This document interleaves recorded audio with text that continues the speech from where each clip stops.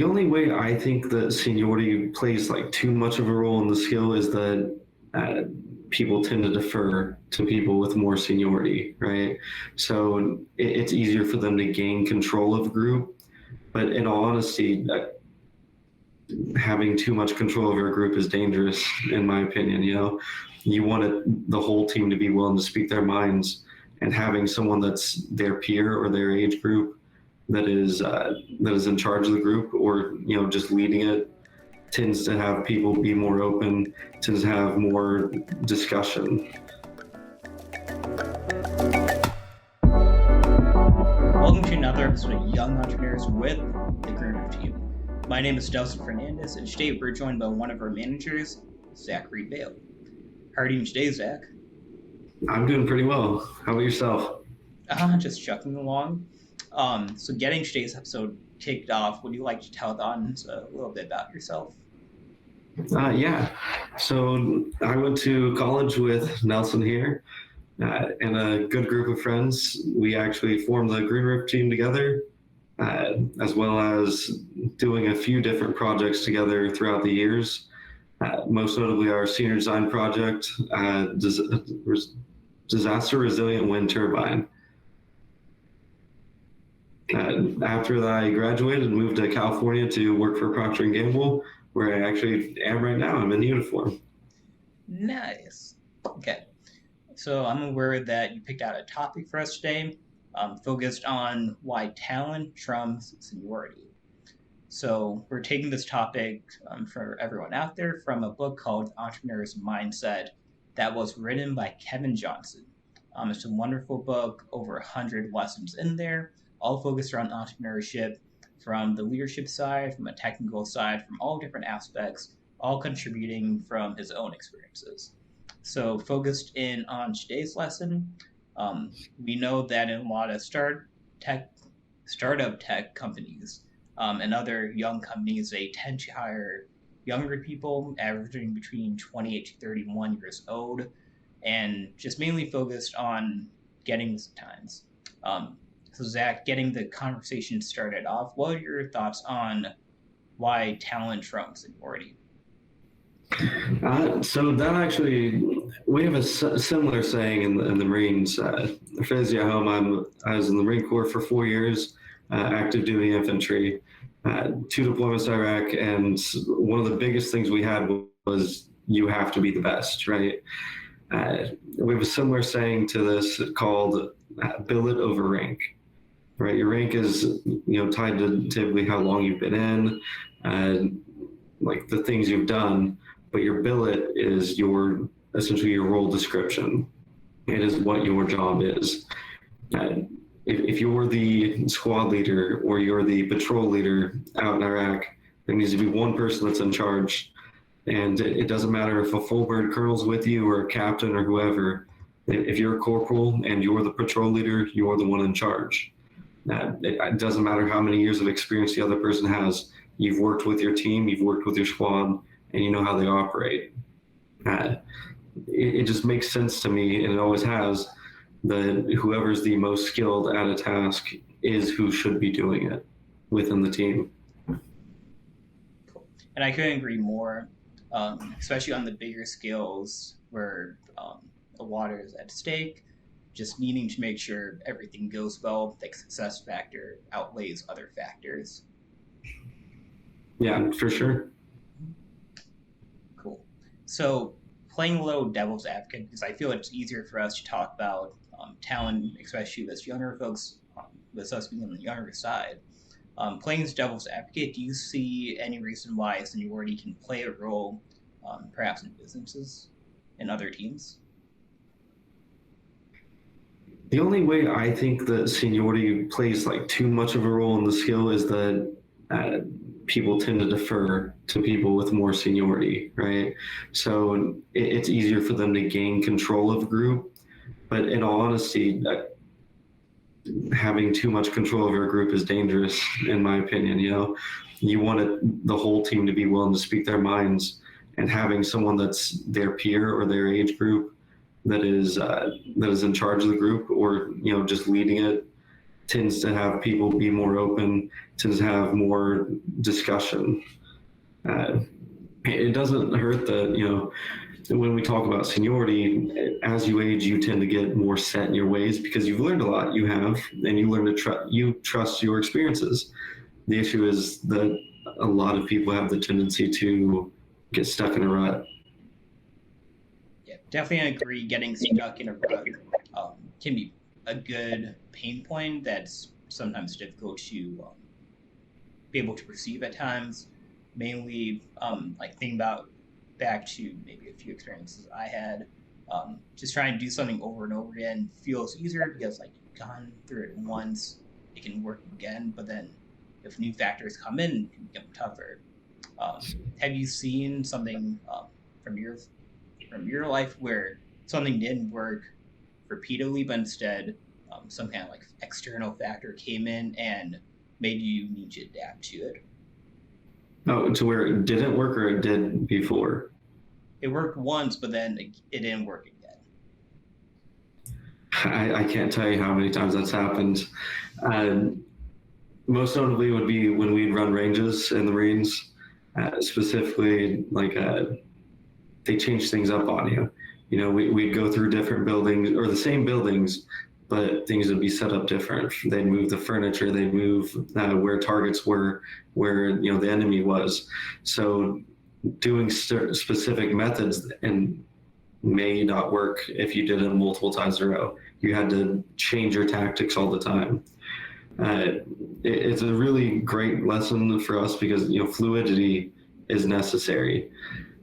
Sometimes something works and you start that way and you find out really quickly that we're going to have to change our methods this time.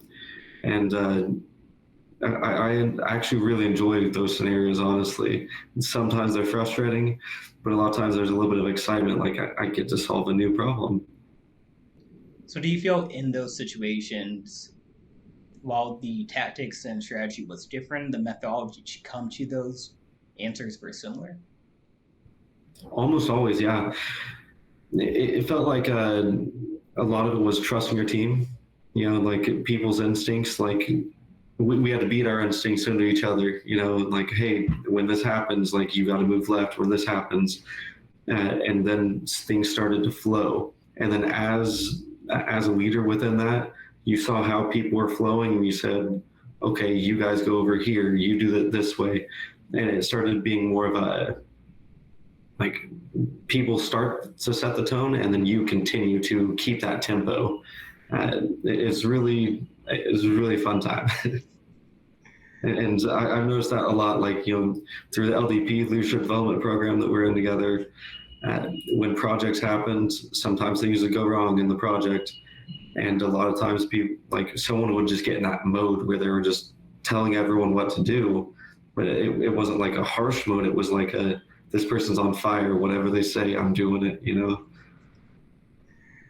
Yeah, definitely agree. Like once you get on a roll and you can begin to see like how the dominoes begin falling down, you all have to just go and just see how many they can stack in a row. Like thinking back to like one of the competitions we did back in Ohio, the domino one. Yeah. Essentially for everyone out there, our team had a table worth of dominoes that we needed to place up and then connect the first and the last to the team surrounding us. And ideally, in that time frame, you would have all your dominoes up and standing, ready to go. But if your dominoes get knocked down, you would need to pick it up. And if many would fall down, it would get tougher. And just like the need to be able to adapt, be able to keep on moving, being fluid was important. Yeah, definitely. Especially working with the other teams within that too, and having to trust completely different teams that, I mean, technically it's in their best interest for us to do poorly, but it was that was definitely a really fun challenge. I remember like many times throughout that, like I stopped thinking. I was just, and it was actually pretty great because I was call it like mindless tasks, like not necessarily you don't have to think at all, but once you get in it, you're doing. I've actually been reading a couple books recently. They talk about, it's a Chinese word for wu wei, It's to do without doing. It's like where your body just moves for you. Like you do a task so often. Uh, you probably notice it when you're driving, right? Like sometimes I'll literally get home and be like, how did I get here? You know? Yeah, I feel the same way. Definitely when I run now, being in it 9 years going, like easy days, same route, just feels like going through the motions. Doesn't even feel like I'm running, but instead I can just like think about so many other things, what's going on in my life, different questions I have going on, and it's like, oh, like I'm also running. It's cool, working out, but that ability just to be able to go through emotions and be able to execute at high level while also being able to do other things. It's a great feeling. Yeah, I mean, it feels like you're literally existing at one with your task, you know? Like it feels like literally right now I'm doing it so well that nothing could stop me. The only bad part is when you come back to reality, you're like, oh, I lost it. Yeah, I feel like that connects pretty well with like a runner's high, like the Mm-hmm. ability to get in a great mood set or a mindset. You have a lot of, I believe, either dopamine or serotonin. The I endorphins, mean, my bad, endorphins oh yeah, are getting released at a high level, and you can just perform at such a higher and more efficient performance level. Yeah. So going back to your original topic on talent and seniority, what do you think are a few reasons why a lot of young companies, like a lot of startups, are focusing on hiring younger talent, perhaps even mainly folks coming out of college? so I kind of touched on it a little bit earlier, saying like a lot of times as you age, you get more set in certain ways, right? Typically, people that are older within corporations have worked for big corporations before. They have a lot of great knowledge, vast amount of knowledge, but it's all how to operate within something that's already stable. That doesn't like it. Yeah, it needs to keep growing, but it needs to slowly grow, right? And they're playing the infinite game. Whereas startups, you got to grow as quickly as you can. You got to be willing to pivot. Uh, I mean, you're young enough that you can, or like the company's young enough that you can literally change your entire product line and do better than you typically had. It's very rare for an established big company to be able to do that, barring an extreme technological advance. So that's one of the reasons is that I feel like younger people haven't had that experience and like, oh, things are done this way, so I have to do it this way. They're they're going to be uncomfortable anyways, and so they kind of don't know better. And adding on to that, I know a few big corporations who are um, trying to find that younger side and then more startup mentality. They're buying other startup teams or building teams within themselves to be able to have that startup feel, where those teams operate more autonomously. They have their own submission that does fulfill the overall company's mission, but they have their new energy going. They got different resources, and they're more operating like a startup within a bigger company. Yeah, and I know like how you're saying like buying up other startup teams. It's Apple. I forget what position they were hiring for, but Steve Jobs had a huge thing about hiring people who had businesses that had failed because it showed that they were willing to work towards like building something. So it's definitely one of those things that like you're a very valuable team if you're willing to start something new, right? Like it shows a lot of not intuition, like in innovative thought. There we go. Forgot the word. Yeah, definitely a lot of innovative thought, a lot of, I would even say, resilience too. The Yeah, ability to just fight off and fend off any obstacle and just be able to keep on persevering. yeah. I mean, that's what the biggest companies in the world started in garages. Usually, so Bill Gates started in a garage. Amazon did. And Elon Musk was living in a one-bedroom apartment with his brother when he started PayPal. You know, so a lot of it is grit. You have to be willing to put in 12-hour days, and maybe you'll get nothing out of it. But if you're the type of person that's willing to do that in spite of those challenges, you're eventually going to succeed. Definitely agree. A quote I was reading online that connects with seniority is, when a promotion is solely based on seniority, the efficiency of the employees is completely ignored because the performance of both excellent and lousy employees is seen in the same light. Do you have any thoughts on this? I mean, that's a great one. I personally, in terms of promotion specifically, I have a lot to say. I ramble about it, and I fill up whiteboards at work sometimes talking to people about it.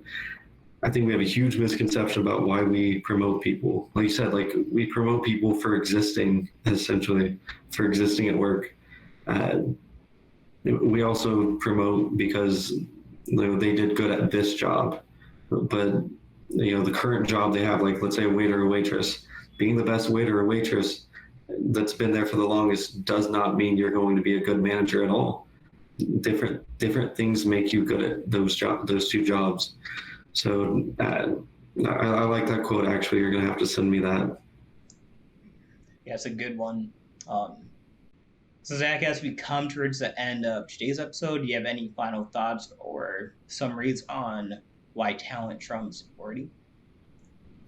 Yeah, we've said it all so far. The biggest thing is that when it comes to determining who should have a task, who should be given opportunities for growth, or who should be promoted, the biggest thing is your skill and your potential. Awesome. Couldn't agree more. For everyone out there, talent trumps seniority. If you're interested in hearing more talks like these, go follow Young Entrepreneurs on Spotify, Apple Podcasts, where you get your podcasts at all. And remember to come follow us in our journey on social media, on our website. And remember, folks, stay sustainable.